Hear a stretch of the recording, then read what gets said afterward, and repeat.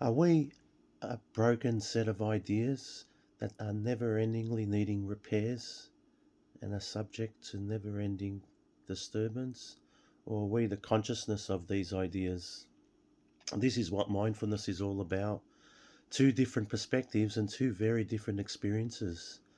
One is this basket of ideas, which could be positive ideas or negative ideas, and the other is being the witness to the ideas and realizing that you are the life of these ideas and the one that's powering them. And yeah, this basket of ideas is called the pseudo identity, because what happens, like when we're young, in the first few years, we have to learn language first. And then once you learn language, you can make ideas. And then you put these ideas into this basket. And this basket has a plug. We plug a power cord into it, and it's fed by our consciousness unknowingly.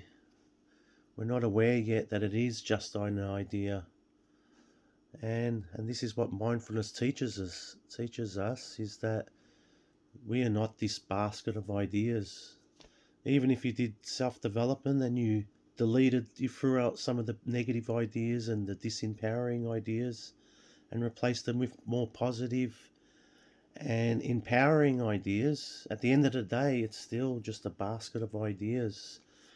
And we are not an idea. An idea is just a thought. It's content, and our awareness doesn't have any content to it. If you try to imagine what is awareness, what is the one that's looking at the ideas, which is us, that doesn't have any content to it. It's just you can call it consciousness. Even if you called it consciousness, what is consciousness?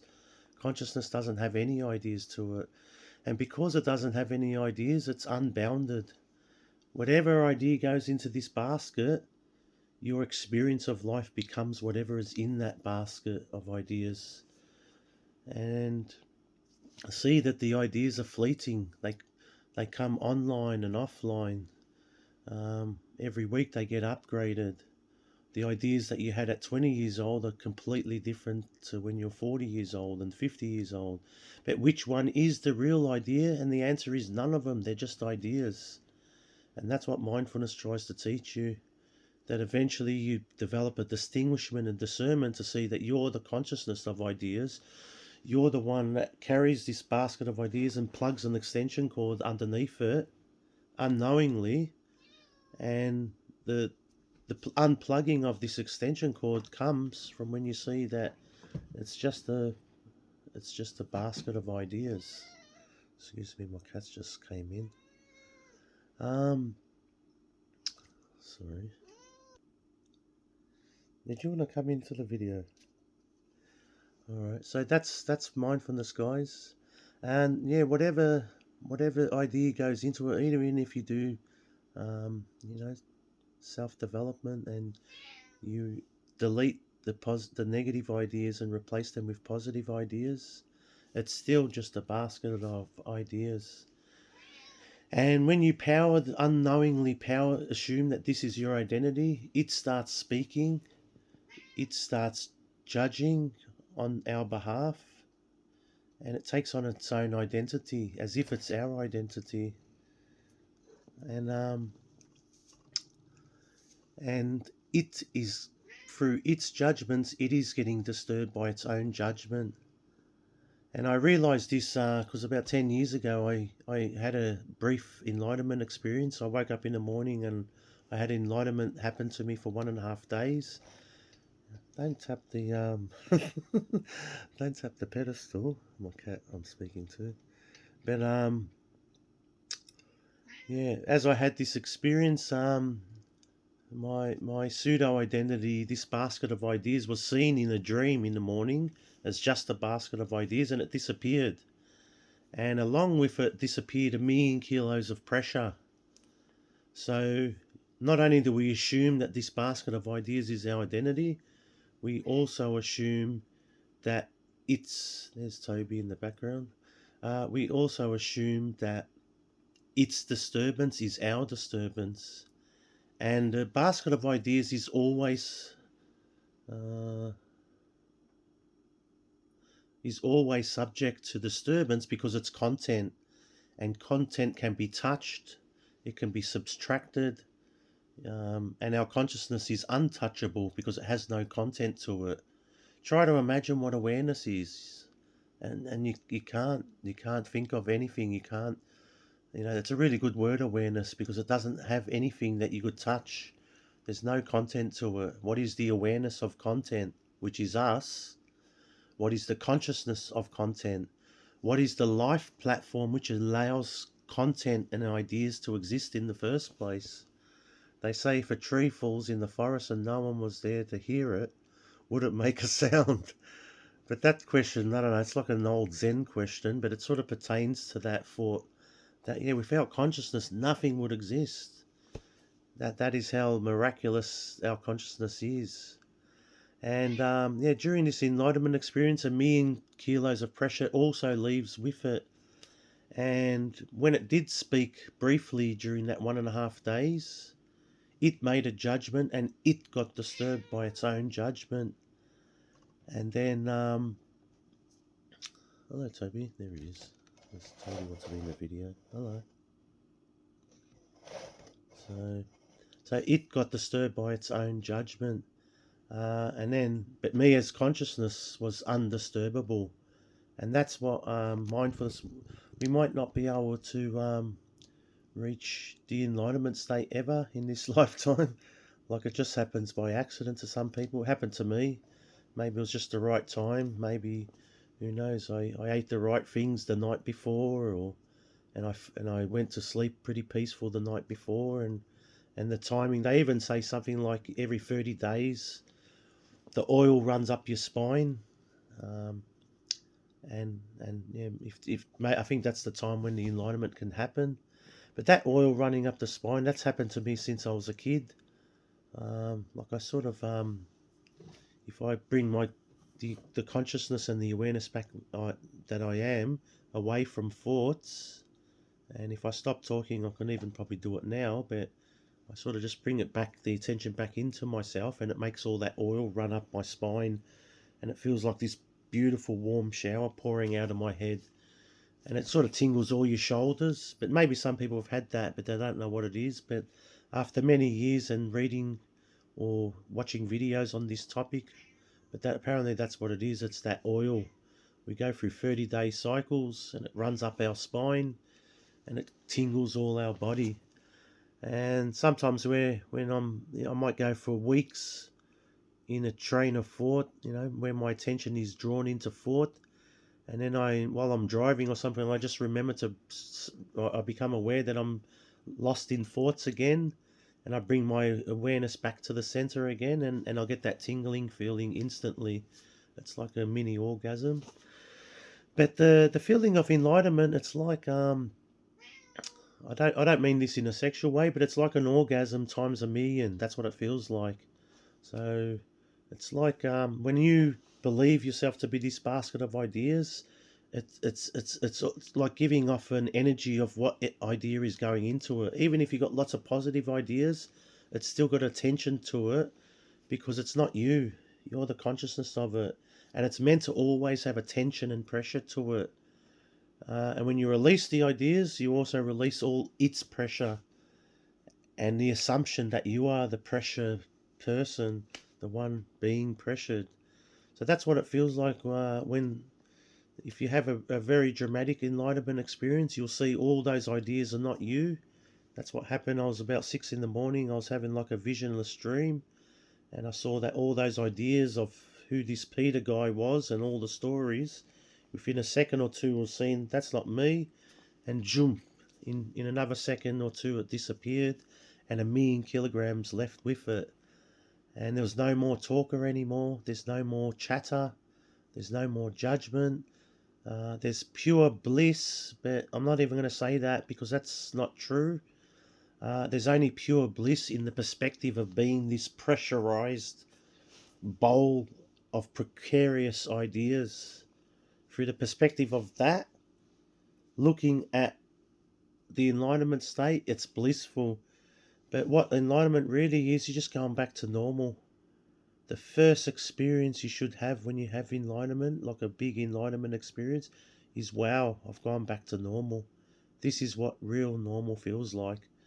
So, although we can live a pretty peaceful life and you can do a bit of mindfulness and it helps you in life not to get lost in thoughts and not to get lost in, most importantly, into this pseudo identity of ideas, because that's the ultimate freedom from the matrix, guys. There's lots of talk about the outside world to free you from the matrix, and this is true. There's a lot of unconscious things going on in the world, and it's good to become aware of it. But the ultimate freedom from the matrix is seeing that you are not this basket of ideas. You are not that. You are this looking at that, and you are this plugging the extension cord into that.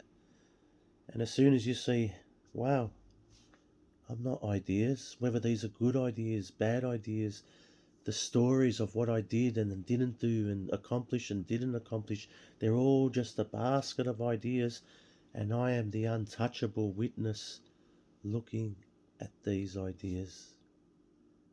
And they are not important at all. No matter how strong and powerful that story, no matter what happened to the person in these ideas, we are the consciousness witnessing the ideas. And the consciousness isn't the person. It doesn't have an individualized identity to it. And an example of this is when we're relaxed, we temporarily forget about this basket of ideas and we don't take on a personal identity. Another example of it, you just look at the entire, the entire animal kingdom. Look at Toby. He doesn't have much of a basket of ideas, He doesn't have, oh, do you remember back, that day when it was stormy weather, I had nowhere to sleep? He doesn't think that, I'm pretty certain. And same as the birds and everything. Animals don't really have that ability. Only humans have this ability. So when you're born, you build this basket of ideas from 3 years old. And a lot of the things that go in that basket, you never even chose it. They're dumped into you. And also you can't choose, there's two elements to the basket. One is the thoughts and ideas, and that starts at when you learn language. Um, the only story I've heard by people trying to stop this basket of ideas filling up, Eckhart Tolle mentioned that the Native Americans, they used to bring their children up and they only taught language after 18 years old. And this was designed to curtail the growth of feeding this basket of ideas so they can root themselves as and bring awareness to themselves as awareness and not get lost into this basket of ideas. And they believed, and it does have a bit of merit to it.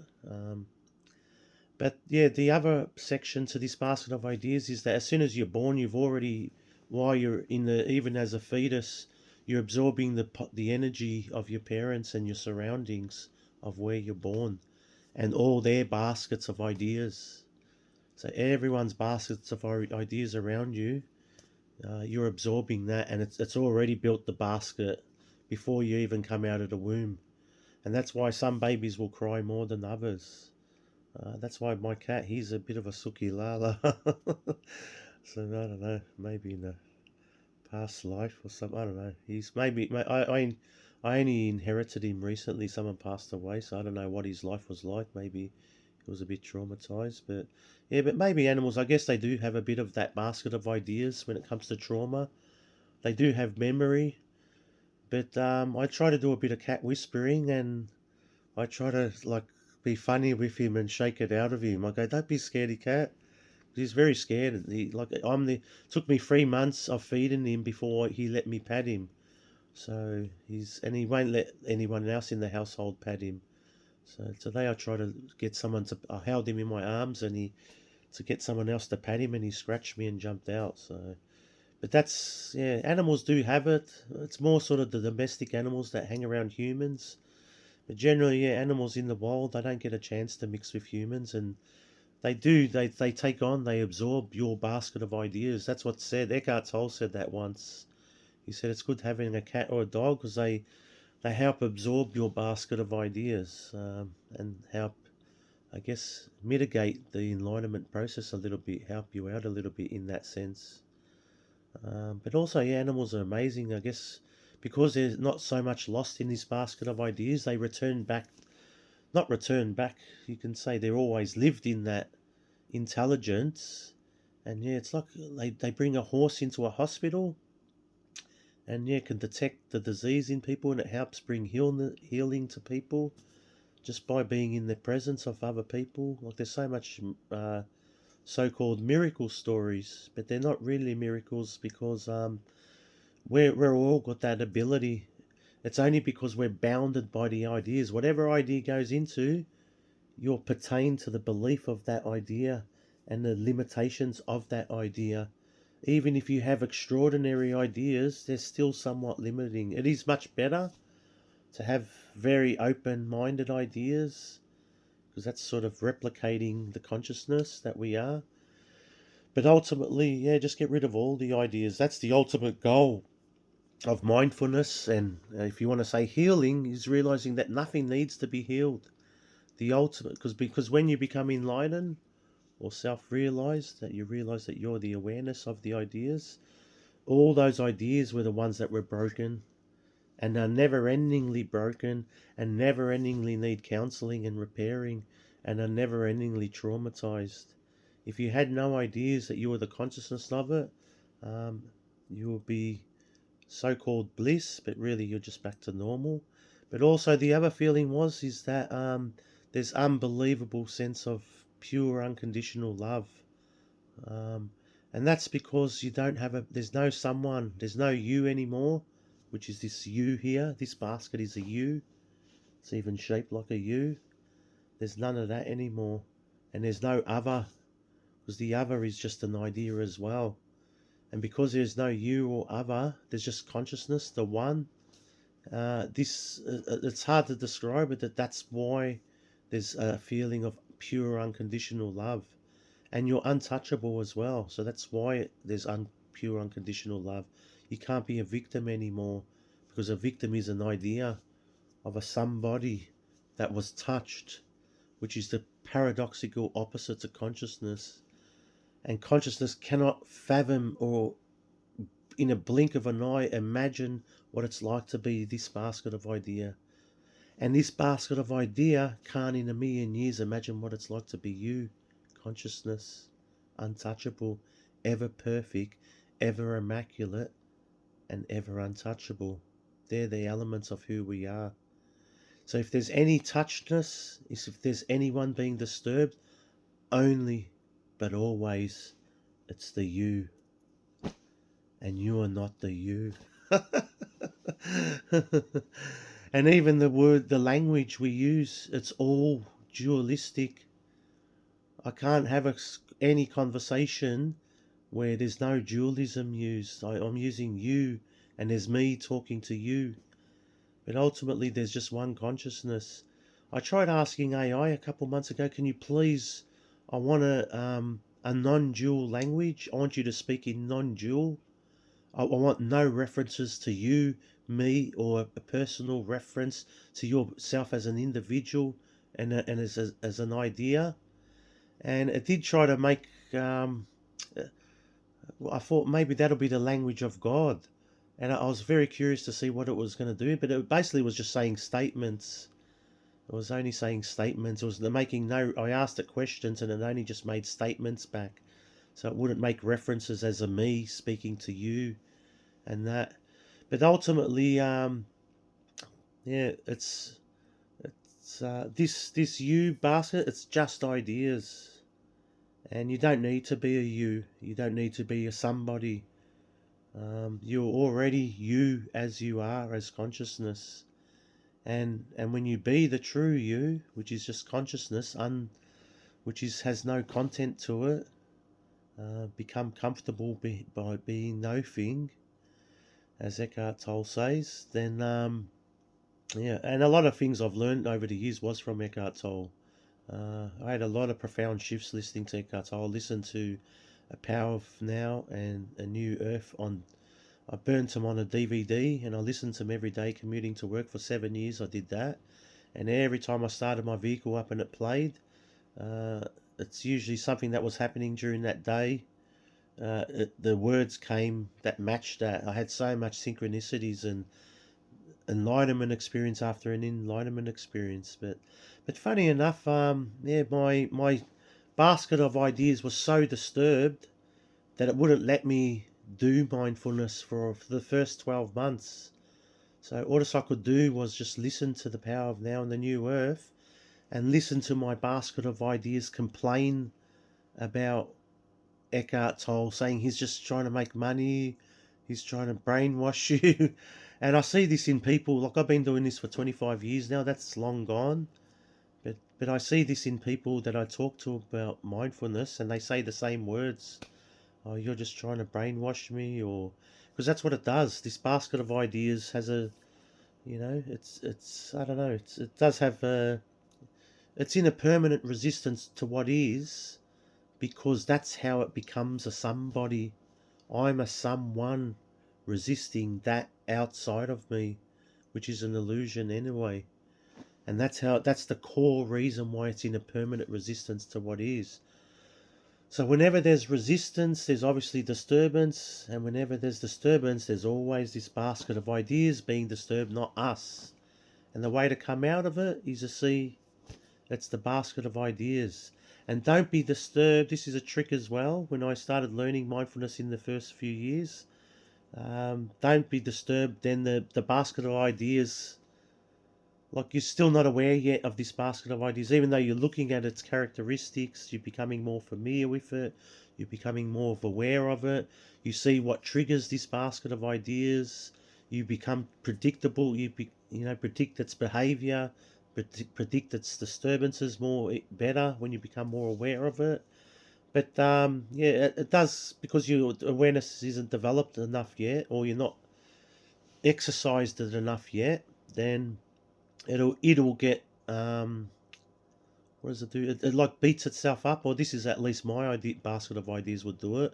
As you become aware of its sort of antics, it becomes it beats itself up.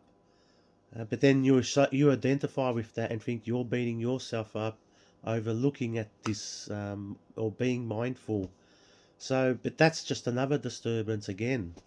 So that's something that you sort of learn in your awareness journey, that you'll get tricked into another level of disturbance that seems like you, but just realize whenever there's any disturbance, whatever, it's always this basket of ideas, always. So it can be a bit tricky at the start, but it's not really tricky. It's just because your awareness hasn't been used properly yet. I only learnt about it when I was 28 years old. I went on a date with this woman, and she was obsessed with Eckhart Tolle. And during our dinner date, she explained mindfulness, and I was like mesmerized by it. I couldn't believe that it took me till 28 years old where someone explained mindfulness. Before that, I was a big Anthony Robbins fan, but it's got the same aspects to mindfulness. But Anthony Robbins is about building this basket of ideas never-endingly, deleting the negative ideas and replacing them with positive ideas, and it's a never-ending process because it's just ideas. He has learnt a lot of other stuff about Eckhart Tolle, I think, and there's other books as well that I've studied it for many years that he's studied as well, so which are very good mindfulness things. So he studied a lot of things, but his main specialty is that. And it's very practical to do that. Anyone can learn self-development. You can go to a life coach and pay them to teach you. They're trained in that, and they basically just get you to write down all your negative, disempowering beliefs, and we replace them with empowering, positive beliefs. And we also become aware of when we're identifying with that negative ideas in that you basket, and change your focus and focus in the positive ideas in that you basket. But what mindfulness is about is throwing the whole basket in the bin and just being you, being consciousness. Anyway, on that note, thank you guys. Have a lovely day or night. Hooroo.